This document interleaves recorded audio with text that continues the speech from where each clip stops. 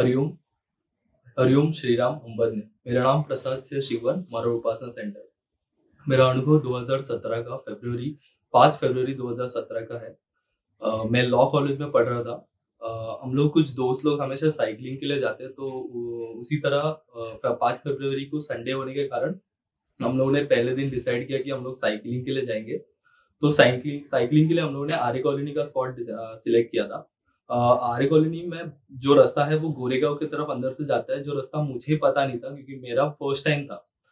तो हम लोगों ने मॉर्निंग 5 एएम को साइक्लिंग स्टार्ट की और अंदर की अंदर तरफ जाने लगे। ऑलमोस्ट अराउंड 5:45 6 के अराउंड ठंडी होने के कारण तभी भी अंधेरा था और हम लोग अंदर के अंदर जाने तरह वहाँ पे एक हॉस्टल है, हॉस्टल की तरफ डाउनफॉल में एक गोरेगाँव के जाने का रास्ता है, जो मुझे पता नहीं था और मैं और मेरा दोस्त हम लोग स्पीड में साइक्लिंग कर रहे थे और अचानक से मेरा दोस्त किसी कारणवश वहाँ पे रुक गया और मैं स्पीड में होने के कारण मैं ना रुके आगे चला गया। आगे जाने के बाद अचानक डाउनफॉल जाते वक़्त वहाँ से बहुत बड़ा एक ट्रक लोडर वहाँ से नीचे की ऊपर की तरफ आ रहा था नीचे से और वहाँ पे टू वे ना होने के कारण, वन वे होने के कारण वो ट्रक नीचे से आते वक़्त मैं अचानक से उसके सामने आ गया और वो फुल स्पीड में था और मैं रास्ते के बीच में।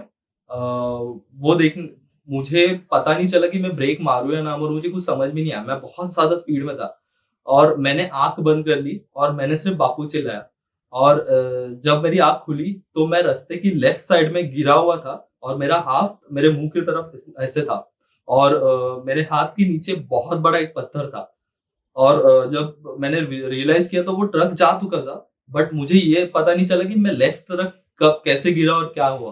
और अगर वो पत्थर की तरफ मेरा हाथ नहीं होता, तो वो पत्थर मेरे मुँह में पूरा आँख में घुस चुका होता। बट मुझे उसके बाद मेरे हाथ में वो पत्थर घुसा और ब्लड का ये चालू हो गया। तो मेरे दोस्तों ने फिर अचानक सबको दो कॉल किया और वो सब मेरे दोस्त आए और मुझे लेके गए घर पे।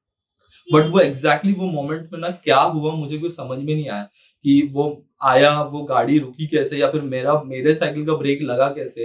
वो ट्रक आगे गया कैसा? मैं लेफ्ट की तरफ गिरा कैसा? ये मुझे उसका कोई मेमोरी नहीं था वो मोमेंट पे। और मैं घर पे आ गया, मेडिकल ट्रीटमेंट हुई, सब वो ट्रीटमेंट होने के बाद मेरे को घर वालों ने बहुत पूछा कि हुआ क्या था एग्ज़ैक्टली? तो मैंने बोला कि मुझे कुछ मेमोरी नहीं है, मुझे याद नहीं आ रहा है कि क्या हुआ उस मोमेंट पे।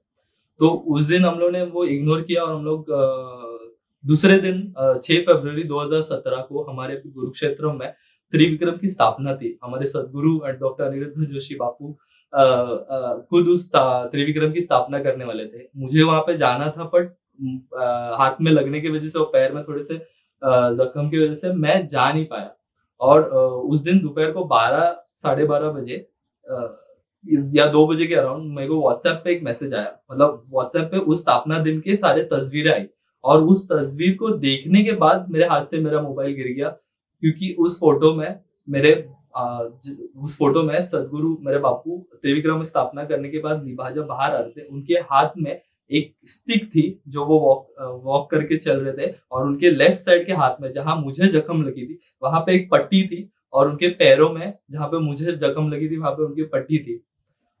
वो देखने के बाद मुझे रियलाइज़ हुआ कि और मेरा पूरा मेमोरी मुझे वापस आ गई कि वो कल के दिन में मेरे साथ क्या हुआ था? वो एक्सीडेंट कैसे हुआ?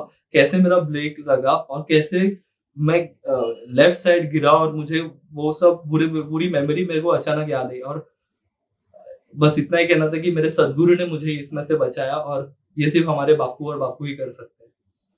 हरिओम श्री राम अंबद में।